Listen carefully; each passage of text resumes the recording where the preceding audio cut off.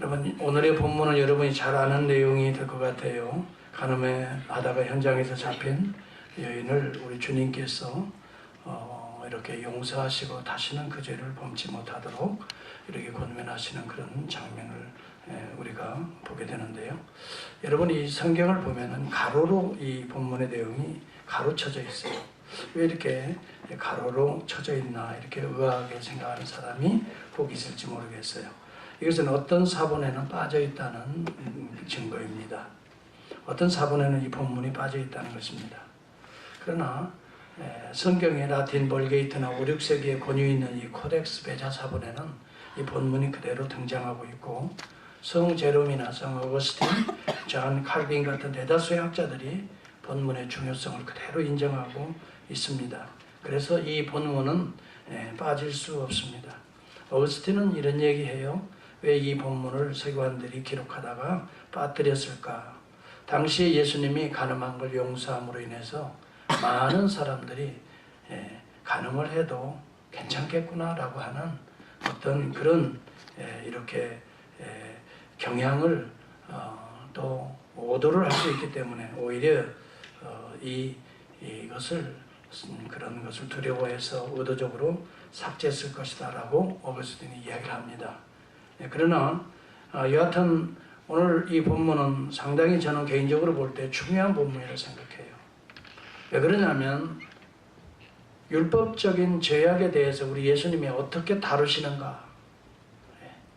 율법적으로 보면 분명히 정죄받을 일이지만 우리 주님이 이 땅에 오신 목적은 정죄를 심판을 위해서 오신 것이 아니라 그 정죄받을 그 죄인을 구원하기 위해서 오신 우리 주님이시고, 본문의 내용이 분명히 간음하다 현장에 잡혔기 때문에 분명히 정죄를 받아 돌로 쳐 죽일 그러한 상황이지만 우리 주님은 바로 그 여인, 죄 가운데 있는 바로 그 여인을 죄로부터 건져내 주시고, 그렇다고 율법을 지키지 않아도 좋다는 것이 아니라 다시는 그와 같은 일을 행하지 말라.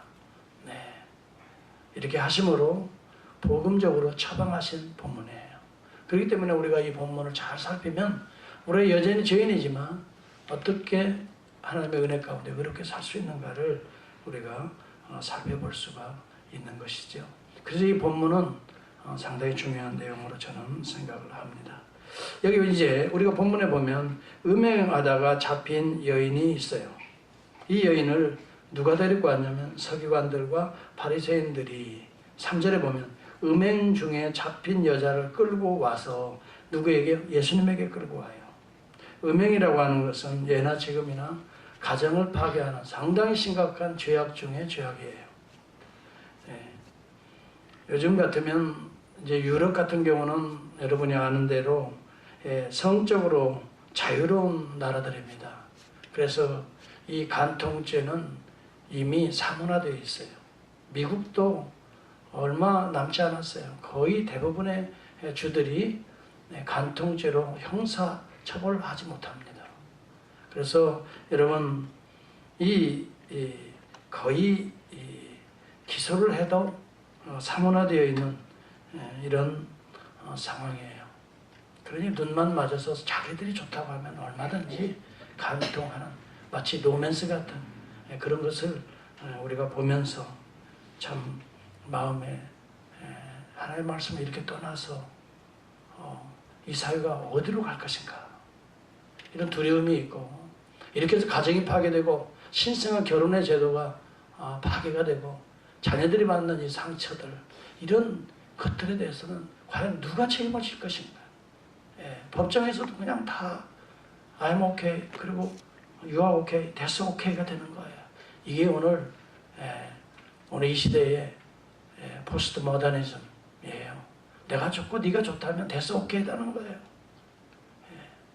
참으로 이런 시대에 우리가 살아가고 있어요. 이런 시대일수록 우리는 복음의 위대성이 나타나야 됩니다. 여러분, 한국에서도 보면은 그동안은 그래도 혼은 빙자 간통죄가 있었어요. 그런데 2015년 2월 25일 헌법재판소의 판결을 보니까요, 성적 자기결정권 및 사생활의 비밀과 자유를 침해한다는 이유로 형법에서도 간통죄를 2016년 이 1월 6일 삭제를 하게 됩니다.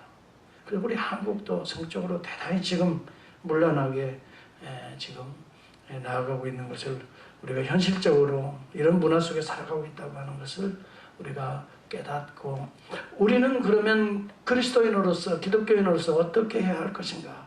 레위기 20장 10절에 보면 누구든지 남의 아내와 간음하는 자는, 곧 그 이웃의 아내와 간음하는 자는 그 간부, 그 남자나 그 관계되어 있는 여자, 음부를 반드시 죽일지니라 그랬어요. 반드시 죽이라 얘기했어요. 여러분, 자기의 욕망을 위해서, 자기의 사랑을 위해서 남의 사랑을 파괴하는 이 죄악이야말로 이건 엄청난 죄악이에요. 이것처럼 이기주의가 없어요. 신명기 22장 23절도 처녀인 여자가 약혼한 후에 어떤 남자가 그 성읍에 들어와서 만나서 둘이 눈이 맞아서 통관하게 되면 너희는 그 둘을 둘 다 성읍 문으로 끌어내어 사람들이 보는 앞에서 그들을 돌로 쳐 죽이라 그랬어요. 그 처녀는 성읍 중에 있었어도 외간 남자가 들어왔어도 소리를 지르지 않아서 이런 간통의 문제가 생겼기 때문에 그 여자도 소리 지르지 아니한 연고로 동일한 범죄 아래 동참하게 되었으니 이들을 돌로 쳐 죽이라 그랬어요. 우리가 구약시대 같으면 다 돌 맞아 죽을 사람들이 상당히 많습니다. 구약시대 같으면. 그런데 지금은 그런 제도들이 법정으로 가서, 그런데 지금 법정에서도 이미 상원화가 됐다고 얘기했듯이 오늘 이 시대는 바로 하나님의 말씀이 사실은 버려버린 시대 속에 우리가 살아가고 있어요. 우리 그리스도인들이 외롭게 이 거룩한 하나님의 말씀을 지키고 있는 거예요. 우리도 그런 영향을 우리가 받고 있는 거예요. 그래서 어느 교회 가면 또 교회 안에서도 그런 눈 맞아가지고 바람나는 사람들이 교회 안에서도 있어요. 참, 정신 차리지 않으면 큰일 납니다.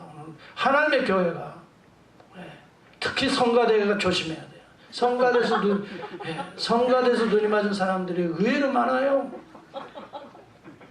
지금 웃고 있지만 정신 차리지 않으면 안 됩니다. 목사도 조심해야 돼요. 목사도 성도하고 눈이 맞아가지고 다른 데 가서 또 목회를 해야 또 모르니까 하나님이 안 보이는 거예요. 여러분, 영적으로 마비되면 하나님이 안 보인다니까요. 여러분, 교회는 내가 거룩하니 너희도 거룩하라. 하나님의 거룩, 하나님의 순결을 상실하면 더 이상 교회가 아닙니다. 그래서 사회집단이나 마찬가지인 것입니다.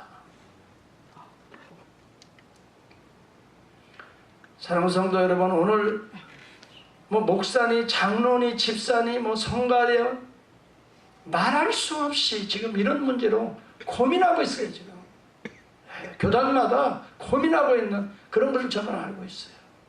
이런 목사들을, 이런 장로들을 어떻게 치료할 거예요? 치료하게 되면 교회가 또 흔들리게 되고, 이 성 개방 시대 이후로 지금 엄청난 가정의 파괴, 이런 일들이 교회 안에서부터도 있다 이 말이에요. 정신 차리지 않으면 우리는 세상이나 교회나 할 것 없이 세속화되어 버리고만, 하나님의 권능과 하나님의 능력과 하나님의 성령의 충만함을 다 잃어버리고 마는 사대교회와 같은 그런 교회가 되어버릴 수밖에 없어요. 여러분, 그 어느 누구도 장담하지 마시기를 바랍니다. 다윗도 보시기를 바랍니다. 장담하지 마세요. 웃었지만 웃는 사람도 조심해야 된다. 난 그렇게 생각해요. 하여튼 저도 설교하고 있지만 저도 조심하지 않으면 안 돼요. 어느 누구도 예외가 없어요. 가인의 범죄를 하고 그 마음에 시기와 질투로 가득 찼습니다. 우리 하나님께서 그 마음을 보시고 뭐라고 말합니까? 가인아, 내 죄가 내 문 밖에 지금 엎드려져서 너를 삼키려고 한다. 너를 지금 삼키려고 한다. 그러므로 너는 이것을 깨닫고 죄를 다스리라 그랬어요. 문 밖에서, 지금 문두멍이, 문 위에서 지금 들어오고 나가고잖아요. 그렇죠? 들어오고 나가고 하면서 너를 지금 삼키려고 한다. 그러므로 이것을 깨닫고 어떻게 하고요? 죄를 다스릴지니라. 우리는 예수 그리스도의 이름과 권세와 그 능력이 우리에게 주어져 있습니다.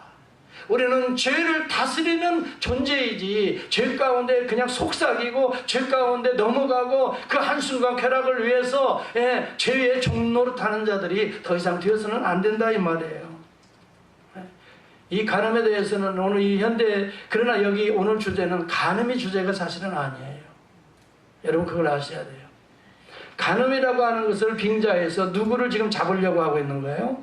예수를 잡으려고 하는 바리새인이나 서기관의 그 마음속에 그 더 큰 죄악을 지금 우리 주님이 보시고 계신 거예요. 간음은 간음대로 죄입니다. 그러나 그 간음의 여인을 주님 앞으로 데리고 와서 뭐라고 말을 합니까? 5절에 보면 모세는 율법에 이러한 자를 돌로 치라 명하였거니와 선생님은 어떻게 말하겠나이까. 6절을 같이 한번 봅니다. 여러분 성경을 보세요. 6절을 한번 보시면 시작. 그들이 이렇게 말하면 고발할 조건을 얻고자 하여 예수를 시험함이로라. 예수께서 몸을 굽히사 손가락으로 땅에 쓰시니. 간음의 문제가 아니라 이것을 가지고 예수 그리스도를 어떻게 잡고자 해요. 고소할 조건을 잡고자 해요. 얻고자 해서 간음한 현장에서 간음하다 잡힌 여인을 데리고 왔다 이 말이에요. 예수님 간음하다 잡힌 여인을 어떻게 할까요? 예수님을 시험하는 겁니다. 만약 예수님이 돌로 쳐서 죽여야지, 율법대로 행하라 라고 말한다면 어떤 고소가 예수님에게 가능할까요? 살인교사죄가 됩니다. 로마인들이. 로마 법정에는 살인교사죄로 고발할 수 있습니다. 분명히 예수가 믿는 신앙으로 율법으로 사람을 죽이라고 명하였다. 여러분 당시에 로마가 유대인들을 다스리고 있어요. 유대 나라에는 사람을 죽이고 살릴 권한이 없어요. 총독에게 있어요. 그렇기 때문에 모든 문제들을 예수도 실질적으로 유대인이 못 죽였어요. 어디로 갔지요? 총독 빌라도에게 갔던 거예요. 그래서 여러분 만약 경에 예수 그리스도가 그 간음한 여인을 돌로 치라고 말한다면 살인교사죄로 얼마든지 법정에 고소할 수 있고, 또 하나는 예수가 그동안에 인기를 끌고 많은 사람들이 추앙을 받았던 이유 중에 하나가 뭐예요? 사랑의 사람이다. 원수까지 사랑하라고 그랬어요. 심지어는 오리를 가고자 하는 자에게 얼마를 가자? 십리까지 가지고, 심지어는 속옷을 달라고 하는 자들에게 어떤 겉옷까지 벗어주고, 심지어는 오른편을 뺨을 떼면 어떻게 해요? 왼편도 들려대고, 이런 사랑의 사도란 말이에요.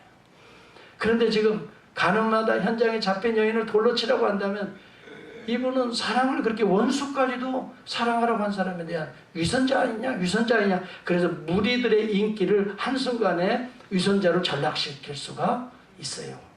그렇기 때문에 예수가 이게 돌로 치라, 율법에 따라서 돌로 치라고 한다면 즉시로 어떻게 돼요? 고소를 할 수 있고, 그 다음에 백성들로 하여금 손가락질을 받을 수 있는 위선자라는 소리를 들을 수 있고, 또 다른 한편으로는 사랑으로 그냥 용서하라고 한다면 어떤 문제가 발생할까요? 산헤드린 공의회에 고소할 조건이 되는 겁니다. 왜냐하면 유대인들의 법정에 산헤드린 공의회가 있습니다. 여기에는 율법대로 살지 않으면 얼마든지 고소할 수 있는 명분이 됩니다. 예수 그리스도가 분명히 율법을 어긴 죄인을 그냥 무조건 용서해 주라고 했다. 그렇게 말함으로 인하여 이 율법을 지키지 않는 이런 무율법자를 이방인과 같이 취급해야 되지 않느냐. 그래서 그 사회에서 도태시킬 수가 있어요. 그래서 산헤드린 공의회에 이렇게 법정에 고소할 수가 있게. 어떻게 하나? 예수는 지금 이 상황에서 율법적으로 살인 그 돌로 쳐도 좋다라고 하는 말을 해도 걸리게 되어 있고, 용서하고 그냥 풀어줘라 해도 예수는 유대 율법을 지키지 않은 자로 산헤드린 공의회에 고소가 될 수 있는 이런 상황 속에 빠져서 예수를 아주 엄청 위기 속에 지금 몰아넣고자 하는 이 서기관과 바리새인들의 그 속에 간악한 음모를 볼 수가 있는 것입니다. 여러분이 볼 때에 과연 누구의 죄가 더 클까 생각해 보세요. 가늠하다 현장에서 잡힌 여인의 죄도 죄입니다. 그러나 그 여인을 교묘하게 이용해서 예수를 잡아 죽이려고 하는 서기관과 바리새인들의 그 마음의 중심의 상태, 뭐가 하나님 보실 때는 더 큰 죄악이라고 생각이 들어요. 예, 따라서 합시다. 모두가 다, 크게 해봐요. 모두가 다 죄인일 뿐이다. 예, 다 우리 인간의 모습이 그대로 나타나는 거예요. 예. 여러분, 바리새인들의 죄는 어떤 죄입니까? 가늠하다 현장에 잡힌 죄는 남을 파괴한 죄가 있고, 바리새인들의 죄는 어떤 죄입니까? 우리 예수님께서 친히 바리새인들에게 이야기합니다. 마태복음 23장 25, 24, 8절에 보면 화 있을진저 외식하는 서기관과 바리새인들이여. 외식한다는 말이에요. 잔과 대접의 겉은 깨끗이 하되 그 안에는 탐욕과 방탕으로 가득하도다 그랬어요. 눈먼 바리새인들이여, 너는 먼저 안을 깨끗이 하라 그랬어요. 네 마음을 먼저 깨끗이 하라. 그리하면 겉도 깨끗하리라. 화 있을진저 외식하는 서기관과 바리새인들이여, 회칠한 무덤 같으니 겉으로는 그럴듯하게 이 잔디도 잘 깎고 아니면 페인트도 잘 칠해서 겉으로는 아주 멋있는 이 무덤 같은데 아름답게 보이나 그 안에는 죽은 사람의 뼈와 모든 더러운 것이 가득하도다. 이와 같이 너희도 겉으로는 사람에게 옳게 보이되 안으로는 외식과 불법이 가득하도다 라고 말했어요. 사랑하는 성도 여러분, 이것이 우리 인간의 모습입니다. 단순히 그 당시의 서기관과 바리새인들의 모습만이 아니라 여러분, 오늘 우리 안에도 이런 모습들이 있다면 우리도 모두 죄인일 수밖에 없다는 것을 오늘 깨달아야 된다는 것입니다. 그렇기 때문에 남을 비판하는 것을 조심하지 않으면 안 돼요. 주님은 그것을 금했습니다. 비판을 받는 그 손가락질로 내가 비판을 하나님께 받을 것이다 라고 말을 합니다. 남을 정죄하는 그 마음으로 네가 정죄를 받을 것이다 라고 말합니다. 여러분, 복음은, 오늘 교회는, 그리스도는 정죄하기 위해서 이 땅에 오신 것이 아닙니다. 그 죄로부터 용서하시고 씻고 대신 그 죄를 짊어지시고 십자가의 대속의 피를 찢어서 우리를 용서하시기 위해서 오신 우리 주님이십니다. 때때로 우리 마음에 정죄의 마음이 들 수도 있습니다. 때때로 우리 마음에 남을 비판하고자 하는 마음도 있을 수 있습니다. 그러나 그때일수록 우리는 더 겸손하게 그 비판의 양날의 칼을 자기에게 돌려드리며 하나님 앞에 나아오지 않으면 우리는 자칫 정죄의 사람, 유대인과 서기관 같은 사람이 될 수가 있다는 사실을 뼈저리게 깨닫지 않으면 안 되는 것입니다. 그래서 성경은 말합니다. 로마서 3장 23절에 모든 사람이 죄를 범하였으며 하나님의 영광에 이르지 못하더니 라고 말합니다. 이 말은 정확하게 시편 기자의 내용을 인용하고 있는 것입니다. 다 치우쳐 함께 더러운 자가 되고 선을 행하는 자가 없으니 하나도 없도다. 다 치우쳤다라고 성경이 말합니다. 우리 한국 속담에도 그런 얘기 있죠. 무슨 것 묻은 개가 뭐 묻은 개 뭐라고 한다고 그러죠? 네. 그 말은 차마 강대상에서 하고 싶지 않아요. 어쩜 저렇게 그림을 또 네. 조심해야죠. 항상 남에게 이야기 전에, 남을 가르치기 전에 먼저 자신을 가르쳐야 된다. 남에게 말을 막 해서 가르치기를 좋아하는 사람은 그만큼 자신이 그런 약점을 가지고 있다는 걸 증거로 지금 말하고 있는 거나 마찬가지로 저는 생각합니다. 할 수 있는 대로요. 따라서 합시다. 나를 가르치자. 네, 나를 먼저 하나님 앞에서 잘. 어떤 문제가 발생하면 그 문제로 인하여 나는 그런 게 없나 하고 나를 먼저 살피고 가르칠 때 하나님 앞에 나도 죄인이고 그도 죄인이고 그래서 그를 위해 기도할 뿐만이 아니라 나를 위해서 하나님 불쌍히 여겨달라고 기도하게 될 때에 사람의 복음적인 교회가 될 줄을 믿습니다. 아멘. 정말 우리 주님이 그래서 죄 없는 자가 돌로 치라 그렇게 말씀하신 거예요. 너희 중에 죄 없는 자가 돌로 치라. 그 말은 너희들 스스로를 잘 살펴봐라. 하나님 앞에 어떻게 사냐. 겉으로는 기도 많이 하는 것처럼 수술을 많이 달고 성경 많이 보는 것처럼 그저 율법을 가슴에 끼고 다니고 여기 이마에 붙이고 세상의 손목에 매어 기호로 삼고 들어오도 나가도 말씀을 읽도록 그 집안에 붙이고 누워서 잘 때도 천장에 붙여놓고 이렇게 하면서도 그 속은 썩어 문드러지는 냄새가 나는도다 한다면 바리새인이나 서기관이나 간음하다 잡힌 이 여인이나 두말할 것도 없이 우리는 죄인 중에 괴수가 될 수밖에 없어서 사도 바울이 그렇게 자신을 보고 말하잖아요.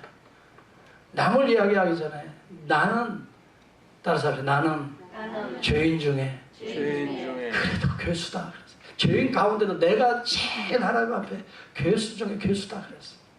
저는 이런 사람이 하나님의 큰 은혜를 받는 사람이라고 저는 생각합니다. 아멘. 할렐루야. 아멘. 자기 자신이 죄인된 걸, 괴수된 걸 깨닫는 자야말로 하나님의 큰 은혜를 사모하는 자예요.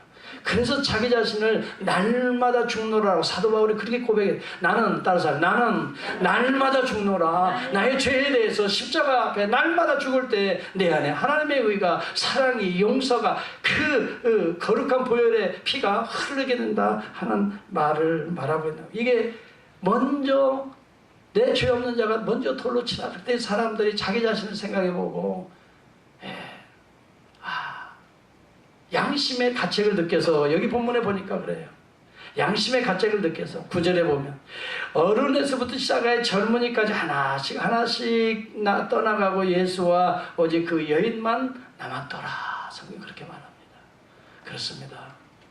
하나님 앞에 자신을 돌아볼 때마다 부끄럽고 죄송스럽고 내가 내 아내에게 내 자식들에게 부끄럽고 죄송스러운 것이 너무너무 많고 너는 성도들에게 부끄럽고 죄송스러운 것이 내 자신을 살펴보면 너무너무 많고 그런데도 오늘 같이 여기까지 살아준 아내가 고맙고 그런데도 아버지라고 인정해주는 자녀들이 고맙고 그런데도 목회자를 인정해주는 성도들이 고맙고 이럴 때 좀 아멘 하면 좋겠는데 여러분 참 그래요.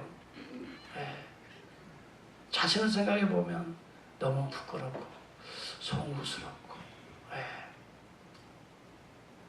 그래서 더 하나님 앞에 기도하고 더 성실하게 진실하게 살아야지. 은혜를 아니까 이러한 나를 이렇게 용납해 주는데 그 용납해 주는 그 사랑을 내가 더 배반할 수 없지요. 그러니 어떻게 살아야 될까요? 그러니 좀 더 진실해야지. 좀 더 정직하고 성실하게 살아야지. 은혜에 사로잡힌 자는 점점 거룩해지는 특징이 나타나는 줄을 믿습니다. 그러나 율법에 사로잡히는 자는 더 거칠게 더 강하게 형제를 향하여 칼을 들이대게 되는 것입니다. 여러분 여기에는 사랑이 없습니다. 여기는 냉랭함밖에 없습니다. 여러분 율법적인 교회가 되어서는 안 됩니다. 우리 교회는 복음적인 교회가 될 수 있기를 주의 이름으로 축원합니다. 나도 범죄했다고 인정할 수 있기를 바랍니다. 남을 지적하기 전에 나도 그보다 더한 일 당신은 모르지만 하나님은 아셔.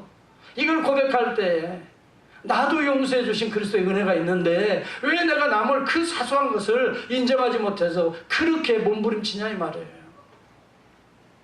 여러분들이 죄와 싸워야지. 죄와 싸워서 몸부림쳐야지. 남을 정죄하고 남을 보면서 그냥 왜 저렇게 살아? 왜 저렇게 살아? 이렇게 여러분 그것 때문에 몸부림친다면 우리는 갈수록 우리의 마음이 강팍해져 갑니다. 그러나 내 죄 때문에 더 몸부림치면 나는 그보다 더 못하지. 따지고 보면 이것에 대해서 몸부림치면 하나님의 은혜가 충만해져서 내 마음에 기쁨이 흘러넘칠 줄을 저는 믿습니다. 반대로 기쁨이 넘칩니다. 여러분 은혜의 사람은 기쁨이 넘칩니다. 율법의 사람은 냉랭해집니다. 냉랭해진 사람과 만나면 냉랭해질 수밖에 없습니다. 여러분 우리 주님은 원수도 사랑하라 그랬습니다. 비록 원수지만 원수까지도 사랑할 정도로 그런 마음의 자세 여기에 십자가가 있는 겁니다. 우리 주님은 자기를 못 박는 자들을 향하여 우리 주님은 기도했습니다. 아버지, 저들이 저것을 알지 못하고 나를 이렇게 못 박습니다. 그러나 저들의 죄악까지도 내가 감당하기를 원합니다. 그래서 여러분, 우리 주 예수 그리스도는 십자가에서 이 대속의 피를 계속 흘려주시고 오늘도 예수 안에 있는 성도들에게 대속의 보혈을 흘려주시고 계시기 때문에 제가 오늘도 이렇게 서서 말씀을 전할 수 있고 우리 모두가 그리스도 안에 그리스도의 몸된 지체를 이루어갈 수가 있게 되는 줄을 믿습니다. 여러분, 도를 든 것은 나를 쳐야 되지 다른 사람을 치지 마세요. 이것은 율법입니다. 절대적으로 다른 사람을 비난하거나 비판하지 마세요. 그 비판을 자기를 향해 보십시오. 자기는 그보다 더한 죄악들이 하나님 앞에 숨겨져 있지 않습니까? 여러분, 우리 형제들을 볼 때 때로는 실수하는 것도 있고 허물이 있는 것도 보일 겁니다. 그때마다 우리는 돌을 들기 전에 자신을 향할 수 있기를 주의 이름으로 축원합니다. 그때 우리는 회개가 나옵니다. 주님, 그렇습니다. 나는 저보다 더합니다. 이게 사실이에요. 저보다 더합니다. 주님은 아시지요. 비밀스러운 나의 이 명예심, 이 비밀스럽게 감춰진 나의 이 세속적인 욕망, 이 이기심, 주님은 적어도 아시지요. 하나님 앞에 온전히 설 수 있는 저와 여러분 아무도 없습니다. 우리는 예수 그리스도의 보혈의 은혜로만 우리는 구속함을 받았기 때문에 우리는 오늘도 내일도 그리스도의 은혜로 살아가는 백성일 뿐인 것입니다. 여러분, 우리 모두는 다 그릇 행하여 각기 제 길 가는 존재인 것을 기억할 수 있기를 바랍니다. 아무리 아니다 하더라도 이것을 인정할 때 하나님의 은혜가 새롭게 시작합니다. 여러분, 이사야서 53장 6절을 다 열어보시기를 바랍니다. 오늘 이 본문이 오늘 해답이 될 것 같습니다. 이사야서 53장 6절입니다.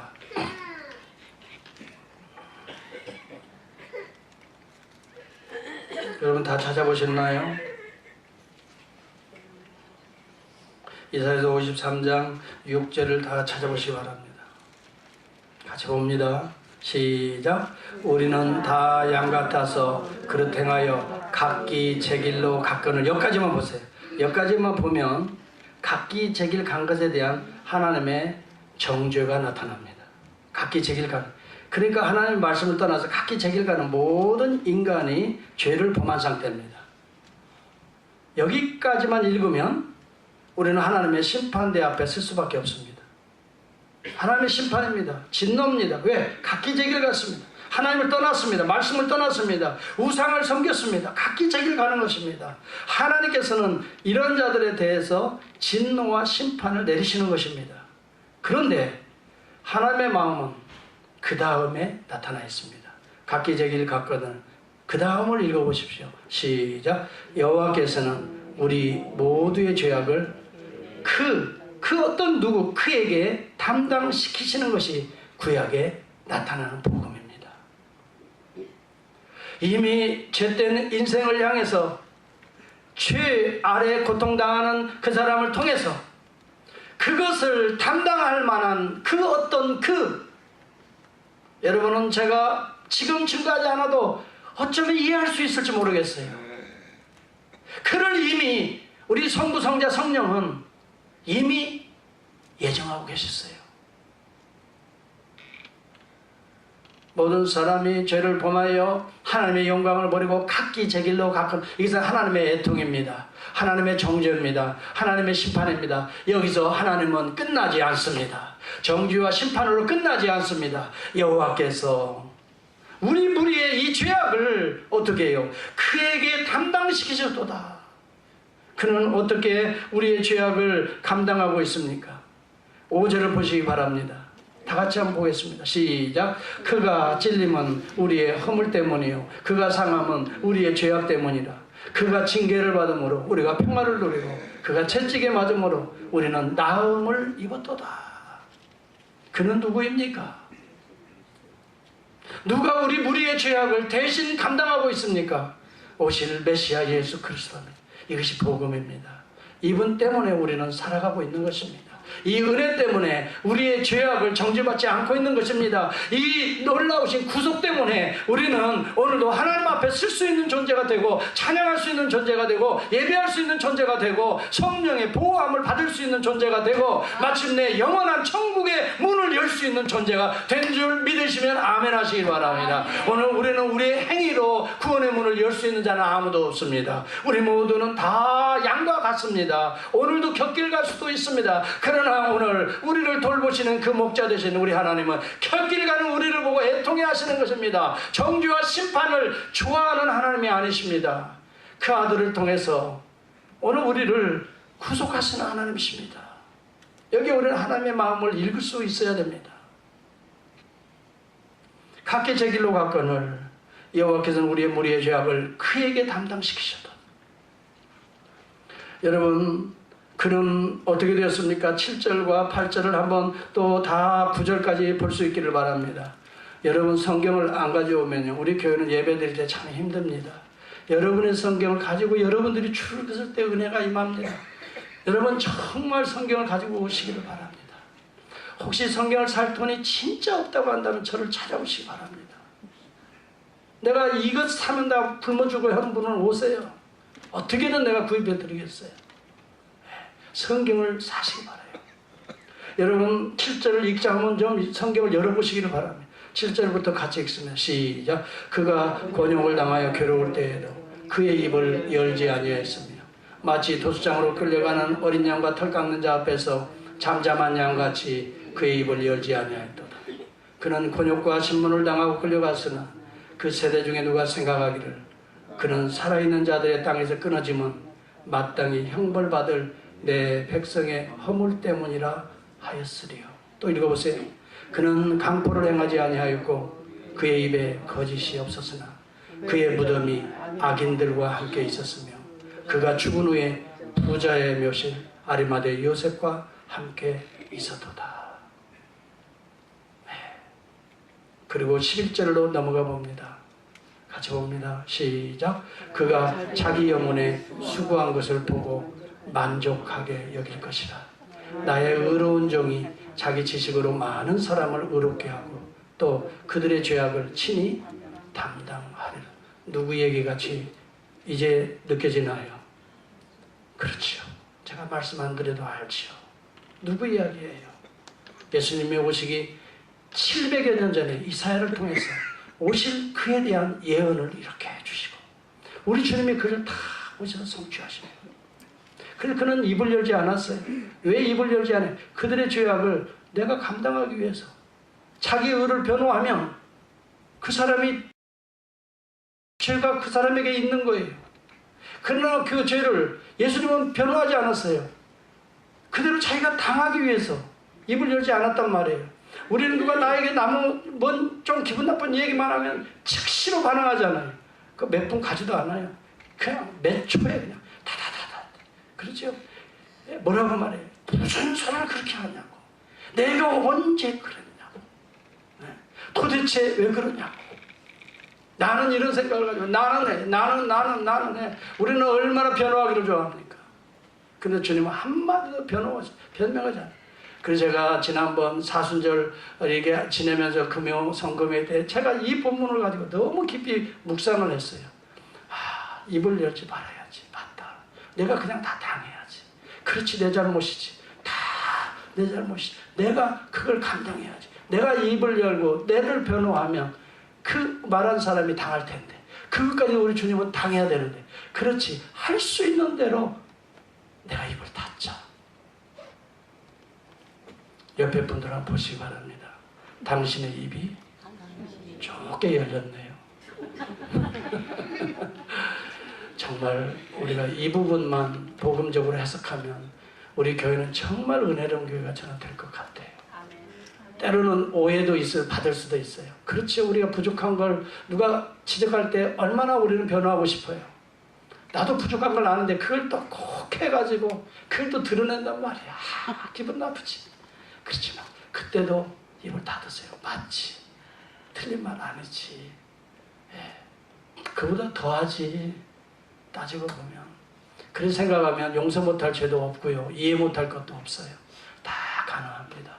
십자가의 보혈은요, 보혈이 충만히 흐르면요, 언젠가 시간 가면 다 풀려질 줄을 믿습니다. 서로 하나가 되게 해주실 줄을 믿습니다. 우리는 율법적인 교회가 아니라 복음적인 교회로 자꾸 자신을 살펴야 될 줄을 믿습니다. 자, 저는 여기 본문에 그가 자기 영혼에 수고한 것을 보고 만족하게 여길 것이라 라고 11절 1절에 말합니다. 자, 우리 하나님께서, 성자 예수 그리스도께서, 성령 하나님께서, 성부 성자 성령이 언제 만족을 다 누리십니까? 언제 만족을 누리냐? 우리는 다 양 같아서 그릇 행하여 각기 제길 각건을. 여기에는 하나님의 분노입니다. 죄에 대한 분노입니다. 이 부분에서는 6절 이 상반절에서는 하나님의 분노입니다. 진노 심판에 대한 애통입니다. 다 양 같아서 그릇 행하여 각기 제길로 가는 모습을 보면 하나님의 애통이 하십니다. 하나님의 때로는 분노가 일어납니다. 죄에 대해서 하나님께서는 심판이 일어날 수밖에 없어요. 그런데 여호와께서는 그 다음이 만족입니다. 우리 무대에 우리의 죄악을 그에게 담당시, 여기에서 여호와께서 만족하게 여길 것이라 라고 말했습니다. 다 바꿔 말합니다. 우리는 다 양 같아서 그릇 행하여 각기 제 길을 가면 하나님의 분노를 일으킵니다. 진노와 정죄와 심판을 불러일으킵니다.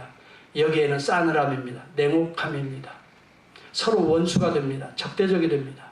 그런데 여호와께서는 우리 무리의 죄악을 그에게 예수의 이름으로 감당하게 될 때 하나님은 만족해 주십니다. 하나님의 기쁨이 임합니다. 하나님의 춤추는 역사가, 성부 성장의 성령의 춤추는 역사, 이 페리코레시스라고 제가 언젠가 설교했습니다. 성부 성자 성령은 창조할 때 춤췄습니다. 죄 가운데 있을 때 애통해 하셨습니다. 그러나 구속이 일어날 때 다시 그들은 춤추셨습니다. 이것을 춤추시는 하나님이라고 초대교회는 페리코레시스라고 불렀습니다. 성도들은 춤추는 하나님과 함께 춤추는 교회가 그리스도의 몸이라고 초창기에 그리스도의 몸을 그렇게 정의했습니다. 교회를 그렇게 정의했다고요. 그리스도의 몸된 교회, 커뮤니오 생투룸이라고 했어요. 성도들이 교제하며 함께 하나님과 함께 춤추는 곳이 교회라고 정의했습니다. 사랑하는 성도 여러분, 오늘 이러한 춤추는 은혜로운 교회가 될 수 있기를 주의 이름으로 축원합니다. 그러한 자들이 다시 가서 죄를 범할 수 있습니까? 부끄러워서라도 더 이상 못합니다. 부끄러워서라도 못해요. 율법으로 책망하고 율법으로 쳐서 여러분 고쳐질 수 있는 사람은 없습니다. 율법은 우리를 죄로 정죄하기 때문에 분노감을 더 일으킵니다. 그래서 누가 율법적인 잣대를 들이댈 때는 수긍하는 자가 없습니다. 분노가 일어납니다. 그러나 여러분, 이 사랑으로 대할 때에는 우리는 감동이 전율처럼 흐르게 되는 것입니다. 거기에서 변화가 일어나는 거죠. 어쩌면 여러분, 제가 이 성경 본문을 주석하면서 많은 책들을 보는데요. 최근에 어떤 책을 읽었냐면 중동의 눈으로 본 예수라고 하는 케네스 베일리의 책이 있습니다. 그 다음에 지중해의 눈으로 본 바울이라는 그분은 이제 서신서를 주로 해석하면서 저는 이 책을 너무 좋아하고 있어요. 중동의 눈으로 본 예수. 그래서 이 본문을 그분이 해석을 했어요. 나름대로. 그러면서 그분은 결론과 같이 이렇게 말을 합니다. 이 여인이 어쩌면 놀라운 변화를 체험하고 하나님의 구속의 은혜를 느끼고 예수 그리스도 앞에 눈물을 흘리며 자기가 갖고 있던 모든 향의 옥합을 깨어서 정말 예수의 발 앞에 붙는, 그때 많은 바리새인과 서기관이 그때 보고 저 죄 많은 여인, 저 여인이 예수께 하는 행동을 보고 그때 예수에게 또 도전을 합니다. 누가복음의 이야기, 누가복음 5장인가 7장인가 여러분 찾아보시면 그 본문의 장면이 나옵니다. 그때 예수가 뭐라고 말합니까? 많이 사함을 받은 자는, 따라서 합시다. 많이 사함을 받은 자는 많이 사랑하느니라 그랬어요. 그래서 자기의 옥합 소중한 것을 주님 앞에 바치는. 여러분, 감동은 어느 때 일어납니까? 율법은 감동을 주지 않습니다. 율법은 우리를 절망하게 만듭니다. 그러나 여러분, 이 율법을 복음으로 바꿀 때, 그리스도 앞으로 끌고 나올 때에, 그리스도의 보혈이 흐를 때에 우리는 감동이, 성령의 은혜가 임하게 되는 것입니다. 여러분, 우리의 마음에 평화가 임하게 되는 것입니다. 복음은 우리에게 평화를 가져다 줍니다. 화목을 가져다 줍니다. 율법적 정죄는 분열을 가져다 줍니다. 너와 나는 근본적으로 다르다는 것을 이야기하는 것이 율법입니다. 그러나 복음은 그리스도의 보혈로 서로 씻어주고 그래서 저는 교회를 목욕탕이라고 말하고 싶어요. 자기의 등 뒤는 잘 못 씻으니까 형제에게 등을 내밀고, 그 형제는 또 자기의 등을 내밀고, 서로서로 닦아주는 이 목욕탕이야말로 정말, 그래서 새 옷, 그리스도의 의의 옷을 입고 나중에 나갈 때는 기분 좋게 나가죠. 처음에 여러분 목욕탕에 들어올 때는 그냥 이렇게 저렇게 머리도 산발하고 그냥 옷도 그러고 그렇지만, 여러분 목욕탕에 들어서 깨끗이고 새 옷을 입고 쫙 나갈 때는, 따라서 합시다. 당신의 얼굴을 보니 왜 이렇게 빛나? 왜 이렇게 빛나? 씻었으니까 빛나. 왜 이렇게 향기가 나? 그리스도의 의의 옷을 입었으니까 향기가 나는 거예요. 이야, 정말 이런 교회가 저는 좋은 교회라고 생각하는데, 여러분 어떻게 생각이 들어요? 여러분도 동의하십니까? 예, 율법적인 교회는요 냉랭합니다. 그리고 율법적인 잣다리 되는 사람 얼굴을 보면요 상당히 거칠어져 있습니다. 분노가 있습니다. 진노와 심판과 정죄가 있습니다. 그러나 사랑의 얼굴을 보세요. 벌써 얼굴이 다릅니다. 사랑이 흐르는 사람은 그냥 얼굴에서부터 벌써 다릅니다. 사랑하는 성도 여러분, 복음 신약시대 이후에 교회는 율법적인 교회가 되어서는 안 됩니다. 예수는 이 땅에 정죄하고 율법으로 판단하기 위해서 오신 게 아닙니다. 비판하려거든 너 자신을 비판하라고 그랬어요. 하나님께 비판받을 걸 조심하라고 말을 했습니다. 절대 다른 사람을 재단하지 말기를 바랍니다. 그리스도 안에 있는 형제들을 정죄하지 말기를 바랍니다. 그 순간 여러분은 하나님 앞에는 정죄받는 순간입니다. 너는 그보다 더 큰 죄가 없는 줄 아느냐? 그럼에도 불구하고 나는 독생자 예수 그리스도를 통해서 너의 모든 죄를 다 씻어버리고 너를 내 자녀로 안아주었단다. 여러분, 우리는 이런 사랑을 안다면 우리는 형제들을 사랑의 눈으로 봐야 될 줄을 믿습니다. 그리고 다시는 그와 같은 죄를 범하지 않도록 우리 서로 격려해서 우리 공동체가 점점점 거룩한 성결한 공동체가 될 수 있기를 주의 이름으로 축원합니다. 여러분, 가인에게 말한 말을 기억할 수 있기를 바랍니다. 가인아, 내 죄가 내 문턱, 지금 문턱에 다 기다리고 있느니라 그랬어요.